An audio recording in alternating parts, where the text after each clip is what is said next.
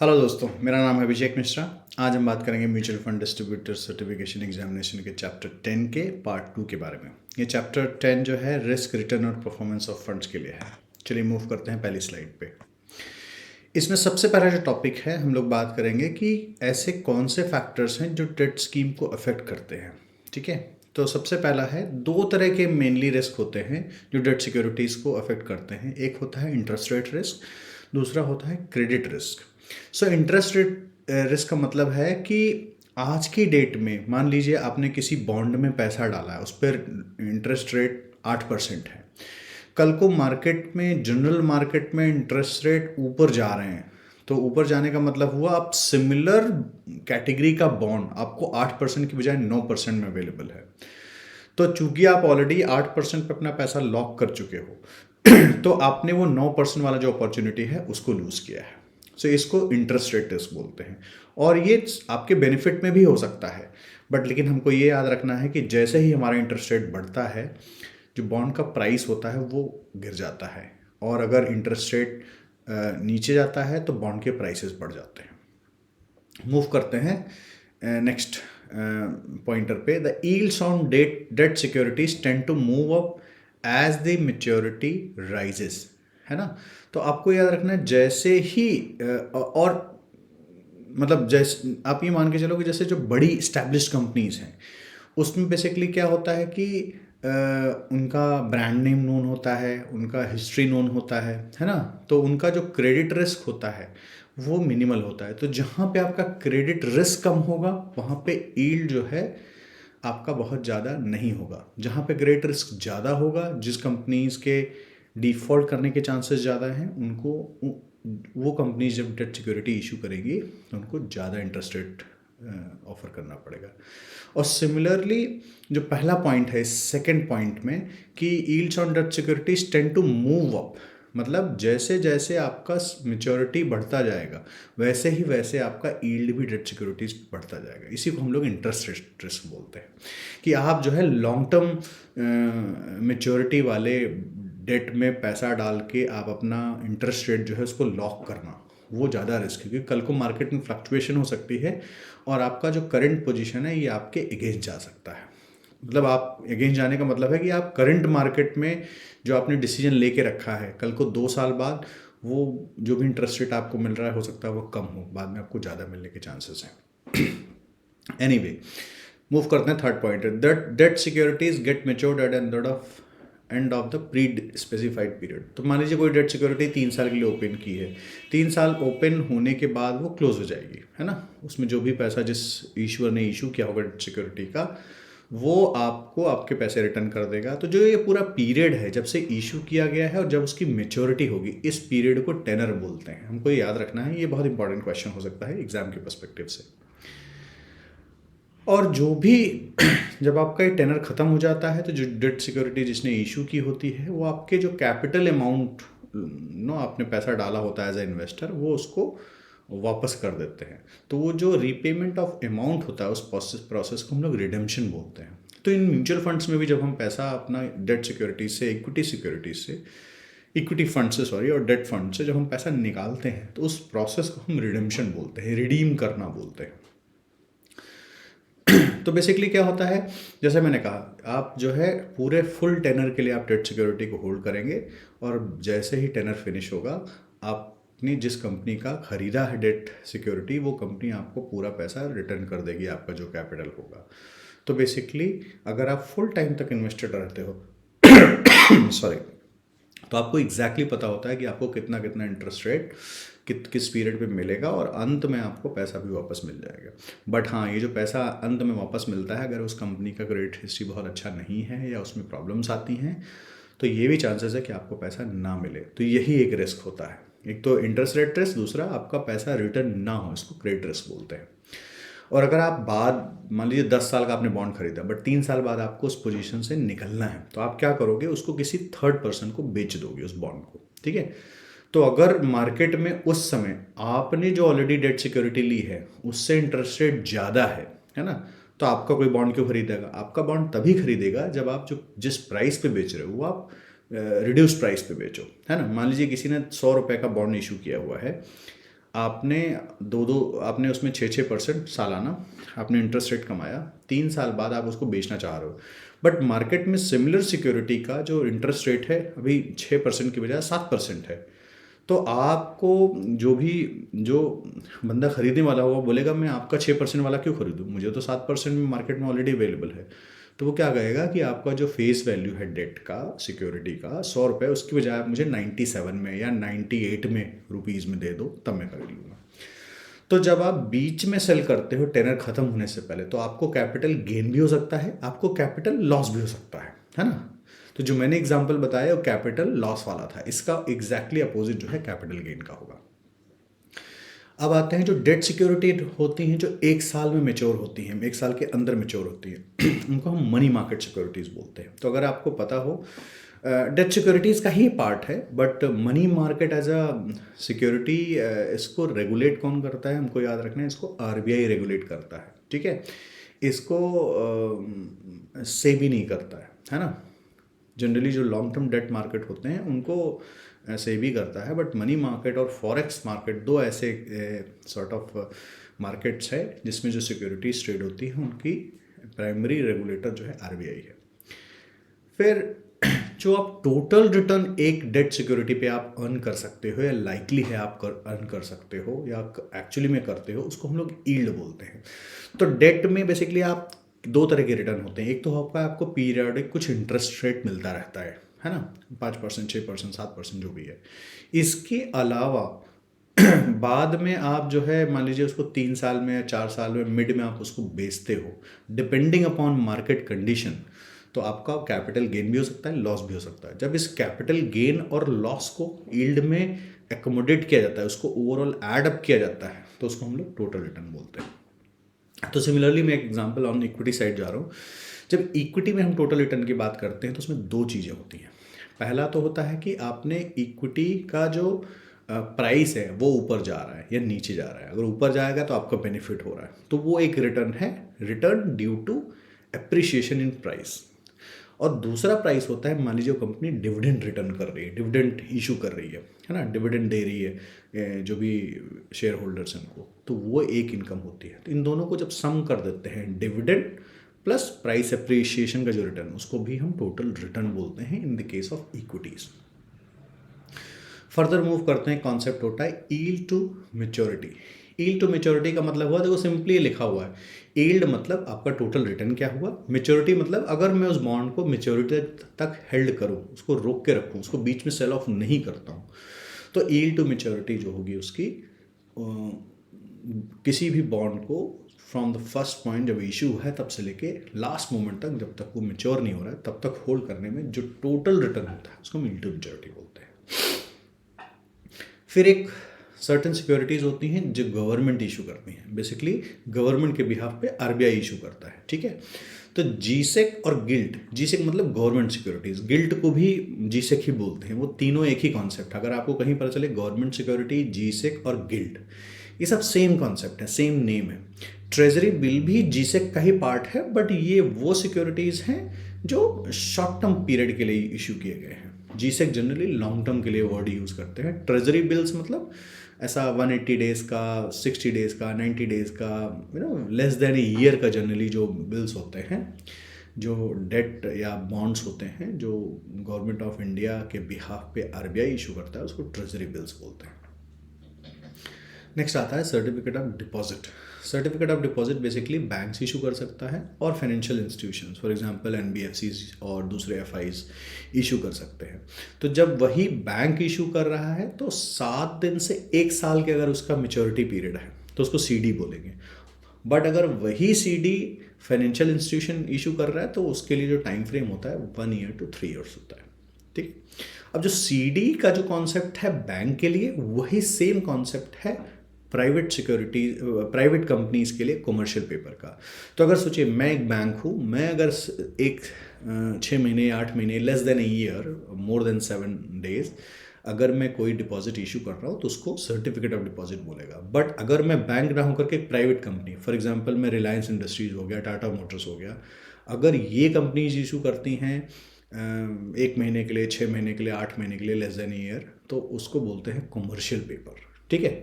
जैसे सीडी में minimum 7 days plus होता है और कमर्शियल पेपर में ऐसा कुछ भी नहीं होता, आप 4 दिन के लिए, 2 दिन, 3 दिन के लिए भी इशू कर सकते हैं। फिर आता है जो बॉन्ड्स है, डिबेंचर्स है, जो जनरल टर्म बॉन्ड, देखो बॉन्ड और डिबेंचर्स का मीनिंग सेम है, इंटरचेंजेबली यूज़ किया जाता है, बट जहाँ पे बॉन्ड या डिबेंचर वर्ड का इशू किया जा रहा है या वर्ड को इस्तेमाल किया जा रहा है, उसका मतलब होता है ऐसी डेट सिक्योरिटीज़, ऐसी सिक्योरिटीज़ जिनका टेनर जो है, जिनका मेच्योरिटी पीरियड 1 साल से ज़्यादा का हो। 1 साल से कम हो जाएगा तो ये देखा जाएगा कि किसने इशू किया है। अगर गवर्नमेंट ने इशू किया है तो उसको ट्रेजरी बिल बोलेंगे, अगर बैंक ने इशू किया है तो उसको सीडी बोलेंगे, सर्टिफिकेट ऑफ डिपॉजिट। और अगर वही मान लो आपने प्राइवेट कंपनी ने इशू किया है तो किसको बोलेंगे, वो किसने इशू किया है, उसको कमर्शियल पेपर ही बोलेंगे। तो ये डिफरेंट मेथड्स होते हैं ये करने के, डिफरेंट तरह की सिक्योरिटीज इशू करने के। फिर आता है एक जो जनरल टर्मिनोलॉजी मैं आपको बता देता हूँ, ये सेकंड पॉइंटर है बेसिकली। जब गवर्नमेंट इशू करती है या पब्लिक सेक्टर कंपनीज इशू करती हैं बॉन्ड्स या डेट्स, तो उसको बॉन्ड वर्ड बोला जाता है। बट जब यही काम प्राइवेट सेक्टर कंपनीज करती हैं तो उनको डिवेंचर बोला जाता है। ये जनरल टर्मिनोलॉजी है, कोई हार्ड रूल्स नहीं है, but this is general understanding of the market. ठीक है, जब गवर्नमेंट या पीएसयूज इशू करे तो उसको बॉन्ड बोलते हैं, जब प्राइवेट कंपनीज इशू करे डिवेंचर यूज करें। इन दोनों को कंबाइंड करके जो ब्रॉडर कैटेगरी है उसको हम लोग फिक्स्ड इनकम बोलते हैं। ठीक है, since the government is unlikely to default on its obligation, gilts मतलब G-Secs are viewed as a safe as there is no credit risk associated with it. तो ऐसा आप मान के चलो कि अगर गवर्नमेंट का लॉन्ग टर्म बॉन्ड 10 साल वाला 7% दे रहा है, तो अगर कोई company, private company similar bond issue कर रही है सिमिलर टाइम पीरियड की, तो चूंकि तो वो उससे कम पे नहीं बेच सकती, क्योंकि कम पे बेचने का मतलब कोई लेगा ही नहीं। क्यों? क्योंकि जब गवर्नमेंट 7% पे इशू कर रही है और उसमें कोई क्रेडिट रिस्क नहीं है, it's a risk free, absolutely risk free, तो कोई भी प्राइवेट कंपनी जिसमें क्रेडिट रिस्क हो सकता है उसको ऑब्वियसली कस्टमर्स को, कुछ इन्वेस्टर्स को कुछ एक्स्ट्रा देना पड़ेगा। तो इसीलिए जो रेट ऑफ इंटरेस्ट होगा नॉर्मल प्राइवेट कंपनीज के केस में, वो गवर्नमेंट का जो इंटरेस्ट रेट होगा उससे थोड़ा ज़्यादा ही होता है। फिर देखिए मैंने नेक्स्ट लाइन में उसी चीज़ को लिखा है, द यील्ड ऑन गिल्ट, मतलब जो गवर्नमेंट सिक्योरिटीज़ पे यील्ड होता है, टोटल रिटर्न होता है, वो for that given tenor market में सबसे कम होता है। उसका कारण क्या होता है? सबसे कम इसलिए होता है क्योंकि वो रिस्क फ्री सिक्योरिटी होती हैं, जो गिल्ट होती है गवर्नमेंट सिक्योरिटीज़ होती हैं। Since non-government issuers can default, they tend to offer higher yields for the same tenor. Obviously, क्योंकि नॉन गवर्नमेंट कंपनी है तो डिफॉल्ट कर सकती है, रिस्क ज़्यादा है, जहाँ रिस्क ज़्यादा होगा वहाँ का यील्ड भी ज़्यादा होगा। और जो यील्ड ऑन गिल्ट और yield on a non government debt security होती है, मतलब गवर्नमेंट का जो यील्ड है एक पर्टिकुलर टेनर पे और किसी प्राइवेट कंपनी का जो यील्ड है उसके बीच का जो डिफरेंस होता है उसको क्रेडिट स्प्रेड बोलते हैं। मान लीजिए गवर्नमेंट का 10 ईयर्स का बॉन्ड 7% ऑफर कर रहा है, एट द सेम टाइम कोई NBFC है, वो उसने अपना डेट सिक्योरिटी इशू कर रखा है 10 ईयर्स के लिए, मान लीजिए श्रीराम फाइनेंस ने कर रखा है, तो वो जो है 9% उसने इशू किया है। क्यों? क्योंकि आदमी जाएगा ना कि मैं श्रीराम फाइनेंस के पास इसलिए जा रहा हूँ क्योंकि मुझे रिटर्न ज़्यादा मिले, क्योंकि उसमें रिस्क है। तो वो जो 9 माइनस गवर्नमेंट का रिटर्न है, रेट ऑफ रिटर्न है 7%, ये जो 2% होता है इसको हम क्रेडिट स्प्रेड बोलते हैं।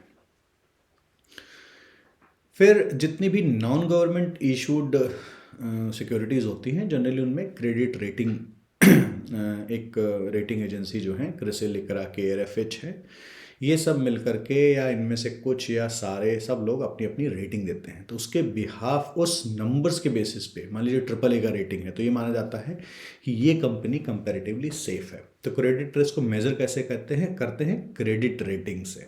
ठीक है, फिर अलग अलग सिंबल्स होते हैं अलग अलग रेटिंग एजेंसीज का, बट जिसमें क्रेडिट रिस्क सबसे ज़्यादा होता है उसका क्रेडिट रेटिंग सबसे नीचे होती है। जिसका क्रेडिट रिस्क बहुत कम होता है वो AAA या AAA+ या AA+ ऐसे इस कैटेगरी में आती है। तो जिसमें रिस्क ज़्यादा होगा उस पर रिटर्न भी ज़्यादा होगा, ये हमको ध्यान का रखना है।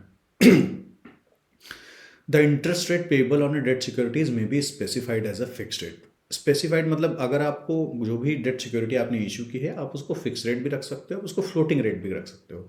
जब फिक्स रेट होगा तो उसको फिक्स रेट बॉन्ड बोलते हैं, फिक्स रेट डिबेंचर बोलते हैं। जब वही फ्लोटिंग रेट हो तो उसको बोलते हैं कि फ्लोटिंग रेट बॉन्ड है। तो बेसिकली ऐसा बोल दिया किसी कंपनी ने इशू किया कि भाई मैं अपना जो बॉन्ड इशू कर रहा हूँ, मैं अपना जो भी गवर्नमेंट का सेम टेनर का जीसेक का परसेंटेज होगा उससे मैं हमेशा 1% ज़्यादा दूंगा, है ना। तो वो फ्लोटिंग रेट हो गया। क्यों? क्योंकि वो किस पे डिपेंड कर रहा है? गवर्नमेंट सिक्योरिटीज़ के रेट पे। अगर गवर्नमेंट सिक्योरिटीज़ का रेट ऑफ इंटरेस्ट जो है 7 से 8 हो जाएगा, तो ये बंदे का, ये कंपनी ने जो इशू किया है, क्योंकि उसने 1% ज़्यादा बोला है, तो पहले वो 7 + 1 8 दे रहा था, बट चूंकि अभी 8 हो गया है तो 8 + 1 9 देगा। तो ये जो इंटरेस्ट रेट है ये हमेशा फ्लोट करता रहेगा, ठीक है। तो बेसिकली जो भी रिटर्न्स होते हैं डेट पोर्टफोलियो में, ये किससे ड्रिवन होते हैं? इंटरेस्ट रेट और क्रेडिट स्प्रेड पे, ठीक है।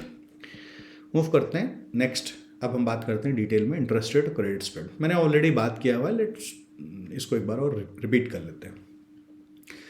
बॉन्ड के यील्ड में और बॉन्ड के प्राइसेस में, है ना, जो कि फिक्स रेट ऑफ इंटरेस्ट अगर ऑफर कर रहा है, तो याद रखना बॉन्ड का प्राइस और बॉन्ड का इंटरेस्ट रेट, इसमें इन्वर्स रिलेशनशिप होता है। फॉर एग्जांपल, अगर बॉन्ड का इंटरेस्ट रेट बढ़ रहा है जनरल मार्केट में, तो पर्टिकुलर जो एग्जिस्टिंग बॉन्ड है उसका प्राइस हमेशा गिर जाएगा। थोड़ी देर पहले मैंने एक एग्जांपल में आपको बताया था, बट आपको ये बाई रूल याद रख लेना है। ये certainly most of the questions paper में ये एक रहता है कि बॉन्ड का प्राइस, बॉन्ड का इंटरेस्ट रेट अगर मार्केट में, जनरल मार्केट में बढ़ रहा है, तो बॉन्ड प्राइसेस का क्या होगा? They will fall down. और अगर रेट ऑफ रिटर्न गिर रहा है तो बॉन्ड के प्राइसेस बढ़ जाते हैं, ठीक है। अब आता है क्रेडिट स्प्रेड। तो अगर सिंपल क्रेडिट स्प्रेड का मतलब क्या होता है कि किसी कंपनी, कोई भी कंपनी, जो भी प्राइवेट कंपनी, वो किसी गवर्नमेंट के इशू डेट सिक्योरिटीज़ के सेम टेनर का जो ये कंपनी इशू कर रही है, उससे वो कितना ज़्यादा इंटरेस्ट रेट ऑफर कर रही है, उसको क्रेडिट स्प्रेड बोलते हैं, ठीक है। और जैसे जैसे किसी कंपनी का क्रेडिट रिस्क बढ़ते जाता है, वैसे ही वैसे उसका क्रेडिट स्प्रेड भी बढ़ते जाता है। जैसे जैसे वो कंपनी स्टेबलाइज होती है, उसकी क्रेडिट रेटिंग इंप्रूव होती है, अच्छी होती है, वैसे वैसे क्रेडिट स्प्रेड रिड्यूस होता है। अब आता है डेट सिक्योरिटीज़ जो होती हैं। तो मान लीजिए कोई तरह का फंड है ना, तो वो फंड का इन्वेस्टमेंट ऑब्जेक्टिव डिफाइन करेगा कि फंड मैनेजर किस तरह के डेट सिक्योरिटीज इन्वेस्ट करेगा। मान लीजिए कॉर्पोरेट बॉन्ड फंड्स होते हैं आजकल, तो बेसिकली उसका ऑब्जेक्टिव ये है कि कॉर्पोरेट इशूड जो बॉन्ड्स हैं उसमें इन्वेस्ट करना, और उसका सर्टेन क्रेडिट रेटिंग होना चाहिए कि मतलब AAA+ या इससे नीचे का नहीं हो सकता है। और जैसे मान लीजिए क्रेडिट रिस्क फंड्स होते हैं, तो उसका मतलब ये हुआ कि फंड मैनेजर बोलेगा, वो क्या करेगा, उसका इन्वेस्टमेंट ऑब्जेक्टिव ये है कि उसको ऐसे मार्केट में अपॉर्चुनिटीज़ ढूंढनी है जिसमें क्रेडिट रिस्क ज़्यादा होने की वजह से आपका इंटरेस्ट रेट ज़्यादा है या आपका बेनिफिट होने के ज़्यादा चांसेस हैं, है ना। तो ये सब ड्राइव कौन करता है? इन्वेस्टमेंट ऑब्जेक्टिव ड्राइव करता है। कोई फंड होता है लिक्विड फंड है, तो वो बेसिकली जो 90 डेज से कम की सिक्योरिटीज़ होती हैं उसमें पैसा डालेगा। एक मनी मार्केट फंड होता है, फंड मैनेजर जब मनी मार्केट को मैनेज करेगा, मनी मार्केट फंड को मैनेज करेगा, तो 1 साल से कम सिक्योरिटीज़, कम ड्यूरेशन वाली, जिसका मेच्योरिटी 1 साल से कम का हो, ऐसी सिक्योरिटीज़ में पैसा डालेगा। फिर यही मैंने सारे एग्जाम्पल दिए हैं, और आते हैं क्रेडिट स्प्रेड पे। अब क्रेडिट स्प्रेड मैंने पहले बताया था कि किसी भी सिक्योरिटी में जितना ज़्यादा आपका क्रेडिट रिस्क होगा उतना ही उसका स्प्रेड ज़्यादा होगा। स्प्रेड क्या है, मैं रिपीट कर देता हूँ फिर से। जो सेम टेनर का गवर्नमेंट सिक्योरिटीज़ का इंटरेस्ट रेट है, उससे कितना ज़्यादा प्राइवेट कोई कंपनी या कोई पर्टिकुलर डेब्ट सिक्योरिटी उसी सेम टेनर के लिए कितना एक्स्ट्रा पे कर रही है, ठीक है। तो जितना भी लॉन्ग टर्म सिक्योरिटीज़ का प्रोपोर्शन ज़्यादा होगा फंड में, उतना ही फंड का वोलेटिलिटी जो होगी ज़्यादा होगी, क्योंकि हायर ड्यूरेशन की जो सिक्योरिटीज़ होती हैं उसमें ज़्यादा वोलेटिलिटी देखने को मिलती है। क्योंकि क्या होता है, इंटरेस्ट रेट हमेशा चेंज होते रहते हैं। ऐसा स्टेबल भी होते हैं, चेंज होने का मतलब है कि डेली बेसिस पे भी चेंज होते हैं, है ना, डिपेंडिंग अपॉन मार्केट में कैसा ओवरऑल सिनारियो है, इकोनॉमी वाइज या इंटरेस्ट रेट वाइज। फिर आता है कि नेक्स्ट आता है द फंड मैनेजर जो है will increase the duration of portfolio by moving into long term maturities if interest rates are expected to go down and vice versa. इसका मतलब क्या हुआ, अगर मार्केट में आज की डेट में इंटरेस्ट रेट एक मान लीजिए 3 साल का है 6%, ठीक है। अब मान लीजिए उसको ये अंदेशा है फंड मैनेजर को कि इंटरेस्ट रेट मार्केट में नीचे जाने वाले हैं, है ना, 6 से 4% होने वाले हैं। तो 4% होने वाले मतलब वो जितनी भी फर्दर इन्वेस्टमेंट करेगा उसमें उसको रेट ऑफ रिटर्न कम मिलेगा, तो वो क्या करेगा 6% की लॉन्गर ड्यूरेशन वाले में इन्वेस्ट कर देगा, सो दैट उसका जो हायर इंटरेस्ट रेट है वो लॉक हो जाए, है ना।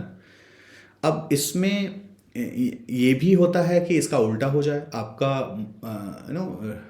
फंड मैनेजर ने एक्सपेक्ट किया था कि इंटरेस्ट रेट नीचे जाएगा बट एक्चुअली ऊपर चला जाए और उसने लॉन्ग टर्म मैच्योरिटीज़ में पैसा लॉक कर दिया है, तो उसका नुकसान हो सकता है, ठीक है। और बहुत सारे डेट फंड मैनेजर्स जो हैं, मैंने बताया था ना, क्रेडिट रिस्क फंड के केस में वो ऐसे फंड्स, ऐसे सिक्योरिटीज़ को एक्सप्लोर करते हैं जिसमें ज़्यादा हो क्रेडिट रिस्क ज़्यादा होने की वजह से में रिटर्न भी ज़्यादा मिलता है, ठीक है। अब आता है डायनेमिक बॉन्ड फंड। ये वो कैटेगरी है जहाँ पे fund manager interest rate movements पे अपना एक व्यू लेता है और उस इंटरेस्ट रेट मूवमेंट के हिसाब से वो अपनी बेट लगाता है, ठीक है। जैसे उसको पता है कि अभी गोइंग फॉरवर्ड रेट जो है नीचे गिरने वाले हैं, तो वो क्या करेगा, लॉन्ग टर्म जो मेच्योरिटी वाली सिक्योरिटीज़ हैं उसमें बेसिकली वो बाई करेगा, है ना, और जो शॉर्ट टर्म वाले होंगे उनको बेच देगा। एंड इसका उल्टा हो सकता है कि अगर मान लीजिए रेट ऊपर बढ़ने वाले हैं तो इसका मतलब है कि वो भी जो 6% ले रहा है वो 8% होने वाला, तो वेट करेगा कि 8% वाला जब आए तब वो लॉन्ग टर्म सिक्योरिटीज़ में उस समय वो परचेज करे। तो आज की डेट में क्या करेगा, लॉन्ग टर्म सिक्योरिटीज़ को सेल करेगा और शॉर्ट टर्म को बाय करके रखेगा, ठीक है। फिर आता है गोल्ड फंड्स और रियल एस्टेट फंड्स को अफेक्ट करने वाले फैक्टर्स कौन से हैं। चलिए गोल्ड के बारे में बात करते हैं। गोल्ड जो होती है ऐसा एसेट क्लास की कोई इनकम जनरेट नहीं करती है, ठीक है। मतलब इसका कोई ऐसा बेनिफिट एज सच नहीं है, बट आज की डेट में बहुत सारे ऐसे मेथड्स आ गए हैं जिससे इसकी इनकम जनरेट की जा सके। फॉर एग्जांपल जैसे गवर्नमेंट ऑफ इंडिया का सॉवरेन गोल्ड स्कीम है, उसमें आप अपना गोल्ड, एक्चुअल फिजिकल गोल्ड लेकर के आप उसको पेपर फॉर्म में कन्वर्ट कराते हो, तो जो भी वैल्यू होती है उसका 2%, 2.5% अराउंड पर एनम आपको इनकम भी होती है। बट इन जनरल आप गोल्ड खरीद के रखते हो तो उससे आपको कोई इनकम नहीं होती है, उसमें सिर्फ और सिर्फ प्राइस अप्रिशिएशन होता है। और ये प्राइस अप्रिशिएशन किस बेसिस पे होता है कि डिमांड सप्लाई क्या है, स्पेशली जब मार्केट में, इक्विटी मार्केट या डेट मार्केट में या ओवरऑल इकोनॉमी वाइज पैनिक हो या प्रॉब्लम्स हों, जैसे आपने देखा हो कोविड के टाइम पे, उस टाइम पे गोल्ड के प्राइसेस बढ़े क्योंकि ये सेफ सिक्योरिटी मानी जाती है, ऐसी सिक्योरिटी है जिस पे हर कोई ट्रस्ट करता है। तो ग्लोबल प्राइस ऑफ गोल्ड किस पे डिपेंड करता है कि कोई इकोनॉमिक टर्मोइल तो नहीं है, पॉलिटिकल कोई इश्यूज तो नहीं है। अगर कुछ ऐसा होता है तो गोल्ड प्राइस फटक से ऊपर जाता है, ठीक है। और बहुत सारे कंट्रीज ऐसे हैं जो as part of their foreign currency reserve gold को होल्ड करते हैं, इवन इंडिया भी ऐसा करता है बट छोटा पार्ट है। नेक्स्ट आता है risk in real estate fund. तो every real estate asset is different, ठीक है, क्योंकि इसका वैल्यूएशन बहुत ही सब्जेक्टिव है। अब चाहे वो कमर्शियल हो चाहे वो रेजिडेंशियल हो, बट इसमें रियल एस्टेट में कुछ बेनिफिट्स भी हैं, प्रॉस भी हैं, कुछ कॉन्स भी हैं। तो बेसिकली ये लेस लिक्विड एसेट क्लास है। मान लीजिए आपने शेयर्स खरीद के रखा है, बॉन्ड खरीद के रखा है, फंड्स में पैसा लगा के रखा है। आज आपने सोचा आपको पैसा निकालना है, लिक्विडेट करना है, आपने एप्लीकेशन दिया, ट्रांजैक्शन किया ऑनलाइन, 2 दिन 3 दिन 1 दिन में पैसा आपके बैंक अकाउंट में आ जाता है। बट रियल एस्टेट में ये चैलेंजेस है। पहला तो उसमें ट्रांजैक्शन कॉस्ट बहुत ज़्यादा है। आपका 1 करोड़ का अगर आप सेल परचेज करने जा रहे हो तो मान लीजिए 7-8% तो आपका जो मार्केट वैल्यू होता है उसका तो चार्जेस ही चले जाते हैं, गवर्नमेंट चार्जेस, रजिस्ट्रेशन और स्टैम्प ड्यूटी के नाम पे, है ना। तो एक ये बहुत बड़ा चैलेंज है। दूसरा है लिक्विडिटी बहुत ज़्यादा नहीं है। आपको पहले बायर फाइंड आउट करना पड़ेगा, एक एग्री करना पड़ेगा एक अमाउंट, फिर उसका ट्रांजैक्शन एक्चुअली करना, ये महीनों का काम है, नॉट डेज का। और इसमें भी जो रेगुलेटरी रिस्क है बहुत हाई है कि कल को गवर्नमेंट कोई रूल्स ला दे और कुछ भी मतलब चेंजेस ला सकती है जिसकी वजह से ये आपके अगेंस्ट जा सकता है। और इसमें ट्रांसपेरेंसी लेवल भी लो है। इसमें बेसिकली जो बायर है या सेलर है उसका अपना खुद का एक प्राइस है, उस प्राइस को लेकर के नेगोशिएट लोग करते हैं। आई नो जनरल मार्केट का एक कैप प्राइस होता है, बट लैक ऑफ ट्रांसपेरेंसी, ऐसा जो वैल्यूएशन मेथड्स मार्केट में बहुत क्लियर नहीं है स्पेशली इन इंडिया, उसकी वजह से थोड़ा सा ट्रांसपेरेंसी का इशू है। और बहुत सारे जो रियल एस्टेट ग्रुप्स हैं इंडिया में ज़्यादातर वो फैमिली ओन्ड हैं, फैमिली ड्रिवन हैं, तो थोड़ा कॉर्पोरेट गवर्नेंस के भी इशू है जिसकी वजह से इस तरह के सिक्योरिटीज़ में पैसा लगाना थोड़ा सा रिस्की होता है। बात करते हैं मेजर्स ऑफ रिस्क। तो बहुत सारे टर्म्स हैं जो मार्केट में यूज़ किए जाते हैं टू फिगर आउट कि इस पर्टिकुलर स्कीम में या स्टॉक में क्या रिस्क है। तो एक होता है वेरिएंस। तो वेरिएंस बेसिकली क्या है कि अगर किसी स्कीम का ऑन एन एवरेज जो रिटर्न है उससे ऊपर नीचे उसका कितना फ्लक्चुएशन है पीरियोडिक रिटर्न का। तो बेसिकली ये बोथ इक्विटी और डेट दोनों के लिए मैटर करता है, दोनों के लिए ही एप्लीकेबल है, बट वेरिएंस ये बताता है कि आपका ओवरऑल फ्लक्चुएशन कितना है। नेक्स्ट आता है standard deviation. Standard deviation is nothing but is equal of square root of variance. हमको ये याद रखना है ना। ये बेसिकली इन्वेस्टमेंट में टोटल रिस्क क्या है इसको मेजर करता है। अगर हाई स्टैंडर्ड डेविएशन है तो मतलब जितना स्टैंडर्ड डेविएशन या जितना डेविएशन होना चाहिए उससे ज़्यादा है, तो इसका मतलब बहुत सारा वोलेटिलिटी है रिस्क और रिटर्न दोनों में ही, है ना। कि जैसे फॉर एग्जांपल बता दूं, जैसे स्मॉल कैप फंड्स होते हैं, इनका हमेशा standard deviation in general large cap के कंपैरिजन में या मिड कैप के कंपैरिजन में हमेशा ज़्यादा होता है, क्योंकि इसमें जो वोलेटिलिटी है रिटर्न की और रिस्क की, ये दोनों ही ज़्यादा होती है। ठीक है।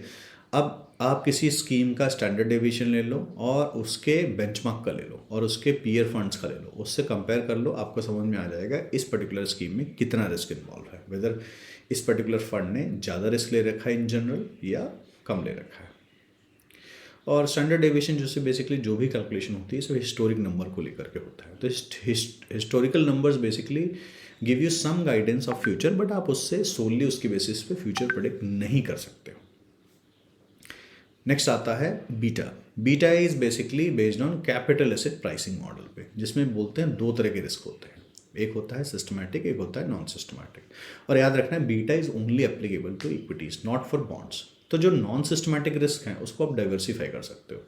इसका मतलब क्या हुआ कि मान लो आपने किसी कंपनी में डाला पैसा, ठीक है, अब वो कंपनी में कुछ कॉर्पोरेट गवर्नेंस के इशू हो सकते हैं या मैनेजर्स या उसका जो मैनेजमेंट है उसको ठीक से मैनेज नहीं कर पाए, तो इस तरह के रिस्क जो होते हैं, कंपनी स्पेसिफिक जो रिस्क होते हैं, उसको नॉन सिस्टमैटिक रिस्क बोलते हैं। तो उसको आप क्या करोगे, आप 3 4 5 कंपनीज के शेयर्स खरीद लोगे, है ना, तो आपका वो रिस्क डाइवर्सिफाई हो जाएगा। 5 आपने खरीद लिया एक की बजाय, है ना, तो आपने एक ही जगह पूरा पैसा नहीं डाला 100%, आपने 20% सिर्फ डाला।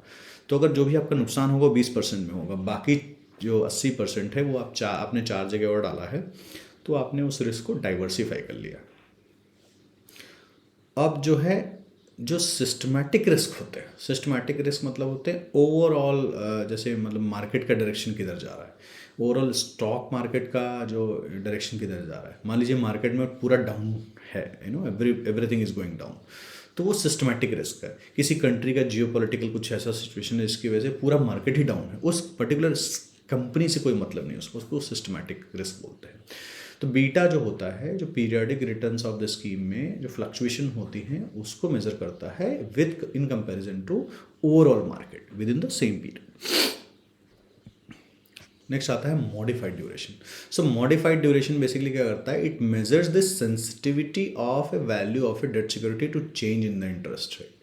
Higher the modified duration, higher is the interest rate sensitivity risk. और जो भी प्रोफेशनल इन्वेस्टर्स होते हैं वो लोग मॉडिफाइड ड्यूरेशन पे ही रिलाई करते हैं। एक नंबर होता है, इसका सर्जन कैलकुलेशन होता है, उसके बेसिस पे वो फिगर आउट करते हैं कि इंटरेस्ट रेट के कंपैरिजन में ये पर्टिकुलर स्कीम का मॉडिफाइड ड्यूरेशन क्या है, और उसके बेसिस पे पता लगाते हैं कि इसमें कितना रिस्क हो सकता है। क्रेडिट रेटिंग बेसिकली कुछ नहीं, ये बताता है कि उसका क्रेडिट रिस्क का क्या प्रोफाइल है। क्रेडिट रिस्क अगर ज़्यादा है तो उसकी क्रेडिट रेटिंग डाउन होगी, क्रेडिट रिस्क बहुत कम है या नहीं है तो उसका क्रेडिट रेटिंग उतना ही अच्छा होगा। तो जो गवर्नमेंट सिक्योरिटीज़ होती हैं, कैश होता है, कैश इक्विवेलेंट होता है, उसमें कोई रिस्क होता ही नहीं क्रेडिट रिस्क का। जिसकी रेटिंग हायर होगी, हाईएस्ट होगी, उसमें डिफ़ॉल्ट रिस्क लोअर होता है, ये हमको याद रखना है। अगर कोई कंपनी का क्रेडिट रेटिंग चेंज होता है, फॉर एग्जांपल डाउन कर दिया AAA से AA, तो इसका मतलब क्या हुआ, उसका क्रेडिट रिस्क में डिफ़ॉल्ट होने के चांसेस ज़्यादा हैं। तो उस केस में जनरल एक्सपेक्टेशन मार्केट में हो जाती है कि ये कंपनी अगर कुछ भी डेट इशू कर रही है तो उसका जो इंटरेस्ट रेट है वो बढ़ जाना चाहिए, क्योंकि रिस्क बढ़ गया है because of higher rating to lower rating. ठीक है। और जो डेट मार्केट में जो भी ये क्रेडिट रिस्क राइज होता है, ये 3 वजह से होता है। पहला तो डिफ़ॉल्ट मतलब कंपनी ने पेमेंट ही बंद कर दिया। आपने जो डेट लिया था, सिक्योरिटीज़ खरीदी थी, उसका इंटरेस्ट रेट वो पे ही नहीं कर रहे हैं। एक तो वो है डिले इन पेमेंट्स, मान लीजिए वो पेमेंट करेंगे बट डिलेड पेमेंट कर रहे हैं, तो उसकी वजह से क्रेडिट रिस्क बढ़ जाता है। और रेटिंग डाउनवर्ड, मान लीजिए ओवरऑल बिजनेस में क्रेडिट रेटिंग एजेंसी को लगता है कि इनके बिजनेस में प्रॉब्लम है, there could be more liabilities और प्रॉब्लम ज़्यादा आ सकती हैं, तो उसका क्रेडिट रेटिंग डाउनग्रेड कर देते हैं। फिर आता है सेग्रीगेटेड पोर्टफोलियो और साइड पॉकेटिंग। तो जब भी क्रेडिट इवेंट होती है एक फंड मैनेजर के पर्सपेक्टिव से, तो सेबी की गाइडलाइन है कि आप मान लीजिए एक डेट सिक्योरिटी, डेट फंड है, ठीक है, उसमें 50 डेट सिक्योरिटीज़ हैं, उसमें पर्टिकुलर किसी 2 सिक्योरिटीज़ में क्रेडिट इवेंट आ जाती है। क्रेडिट इवेंट का मतलब हुआ डिफ़ॉल्ट हो गया या किसी वजह से पेमेंट डिले हो गया, तो सेबी का गाइडलाइन ये कहता है कि आप उन दोनों सिक्योरिटीज़ को मेन पोर्टफोलियो से निकाल के उसको एज अ सेग्रीगेटेड मतलब अलग से पोर्टफोलियो बनाओ, उसको अलग से मैनेज करो, उसको अलग से ध्यान दो, और उसका पैसा मान लीजिए रिट्रीव होता है जब भी कभी फ्यूचर में, तो जो भी ओरिजिनल इनके इन्वेस्टर्स हैं उनको रिटर्न कर दो। तो ये जो रूल्स लिखे हुए हैं ये सेग्रीगेटेड पोर्टफोलियो के। नेक्स्ट आता है एएमसी, जो है कोई भी इन्वेस्टमेंट और एडवाइजरी फ़ी नहीं चार्ज करेगी सेग्रीगेटेड पोर्टफोलियो पे। हाउएवर जो टीईआर होता है, टोटल एक्सपेंस रेशियो होता है, ये एक्सक्लूडिंग इन्वेस्टमेंट और एडवाइजरी फीस के अलावा होता है। ये इसको चार्ज कर सकते हैं प्रो रेटा बेसिस पे जब सेग्रीगेटेड पोर्टफोलियो में वो पर्टिकुलर डेट सिक्योरिटीज़ का इन्वेस्टमेंट वापस आ जाए। और जो भी सेग्रीगेटेड पोर्टफोलियो से रिलेटेड कॉस्ट है उसको आप मेन पोर्टफोलियो जिससे सेग्रीगेट किया गया उस पर चार्ज नहीं कर सकते हो। और जो net asset value of segregated portfolio है इसको आपको डेली डिक्लेयर करना पड़ता है। अब आता है रिस्क मिटिगेशन, क्या क्या मेथड्स होते हैं, क्या क्या एक्टिविटीज़ होती हैं। इक्विटी में क्या होता है, जब आप लॉन्ग टर्म के लिए पैसा लगा के रखते हो तो जनरल जो मार्केट का डायरेक्शन है due to growth in the economy and growth in the overall market, आपका होल्डिंग पीरियड लॉन्ग होने की वजह से आपका इक्विटी का परफॉर्मेंस बेटर होता है ना। प्राइस फ्लक्चुएशन बीच बीच में होती हैं, ज़्यादा लंबा आप रखते हो तो आपका रिटर्न उतना ही बैलेंस्ड होता है, बेटर होता है। अब डेट में क्या होता है, डेट में बेसिकली आप क्रेडिट रिस्क के बेसिस पे यू आइडेंटिफाई कि उस पर्टिकुलर पोर्टफोलियो का जितनी भी सिक्योरिटीज़ हैं उनका क्रेडिट रेटिंग का ग्रुपिंग क्या है। तो बहुत सारे जो गवर्नमेंट सिक्योरिटीज़ रिलेटेड फंड होते हैं, है ना, जो कॉरपोरेट बॉन्ड फंड्स होते हैं, इनका एक बेसिकली सर्टन क्रेडिट रेटिंग के ऊपर वाली ही कंपनीज होती हैं। चूँकि गवर्नमेंट वाले हैं, गवर्नमेंट सिक्योरिटीज़ फंड है, तो सिर्फ गवर्नमेंट सिक्योरिटीज़ में लगेंगी ज़्यादातर पैसा, तो उसमें जो रिटर्न होगा वो एटलीस्ट आप फुल टाइम तक होल्ड करके रखोगे तो रिटर्न आपको ऑलमोस्ट नोन होता है और क्रेडिट रिस्क ऑलमोस्ट मिनिमम होता है। अब क्या होता है दूसरा, कि अगर आपने डेट में जब आप पहली बार डाल रहे हो, अगर मान लीजिए आपने जो पोर्टफोलियो का जो मेच्योरिटी पीरियड, मान लीजिए जो ज़्यादातर डेट सिक्योरिटीज़ होल्ड की है पोर्टफोलियो ने वो 3 साल वाली की है, तो अगर आपका होल्डिंग पीरियड 3 साल है तो आप जो है रीजनेबली जो मार्केट फ्लक्चुएशन होगी उससे बचे रहोगे। बट अगर आप जो है आपका ऑब्जेक्टिव है 3 महीने का और आपने 10 साल की लॉन्ग टर्म सिक्योरिटीज़ वाले पैसे में डाल के रखा हुआ है, तो उसमें थोड़ा सा मार्केट फ्लक्चुएशन की वजह से आपका प्राइस ऊपर नीचे हो सकता है, आपका रिटर्न ऊपर नीचे हो सकता है। आज के वीडियो में इतना ही। अगर आपको वीडियो अच्छा लगा प्लीज़ लाइक एंड सब्सक्राइब। अगले वीडियो में मैं इसके क्वेश्चंस एंड आंसर्स को लेके आऊँगा। सो जो आपको पार्ट 1 और पार्ट 2 में हम लोगों ने ये पूरे कॉन्सेप्ट्स क्लियर किए हैं, उनकी कॉन्सेप्चुअल क्लैरिटी एकदम एब्सोल्युटली क्लियर हो जाएगी। ठीक है, चलिए, thank you very much, bye bye.